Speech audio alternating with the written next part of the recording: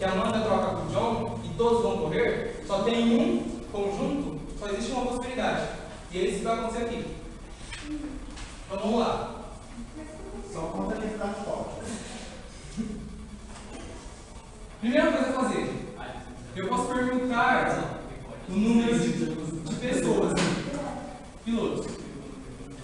Então vamos lá, vou perguntar. Eu tenho 4 pilotos, certo? Eu quero saber de quantas formas distintas eu posso escolher esses pilotos, sendo que eu vou ter que escolher 3 deles. Então eu tenho 4 menos 3. Fatorial, beleza? Bom, se eu tenho 4 fatorial, eu tenho 4 vezes 3 vezes 2 vezes 1, dividido por 1 fatorial. Então eu tenho 4 vezes 3 vezes 2 vezes 1, possibilidades. Mas reparem que não importa se eu trocar a ordem dessas pessoas, vão ser as mesmas pessoas que vão participar da corrida. Então, eu tenho aqui embutido nessa equação um número Pn de permutações. Se eu tirar o número Pn de permutações, eu vou ter exatamente o número de possibilidades que eu vou correr. Eu tenho para correr. Porque essa conta aqui está falando assim, se eu trocar, vão ser possibilidades distintas. Então eu tenho que tirar essas possibilidades de troca, considerando somente um conjunto. Então eu tenho 4 vezes 3 fatorial, dividido pela permutação. Quem é a permutação? Permutação não é 1, 2, 3 termos que podem ser trocados em cada corrida. Então a permutação equivale a 3 fatorial. 3 fatorial com 3 fatorial, lançada vira 1. Então eu tenho que o número de possibilidades, número de arranjos, de eu falar assim, eu quero essa pessoa para correr aquela e aquela. São 4 distintas. 4 possibilidades distintas de escolher um corredor.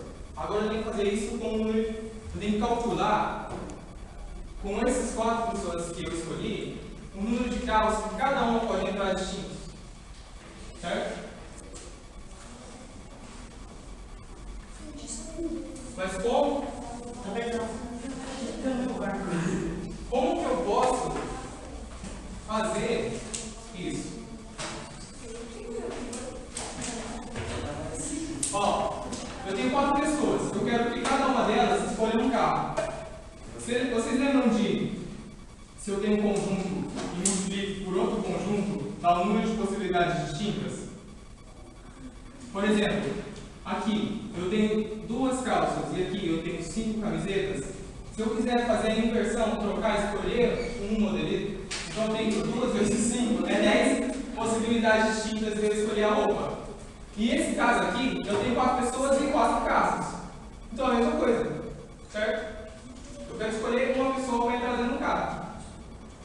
Então eu tenho que usar a mesma lógica nesse caso.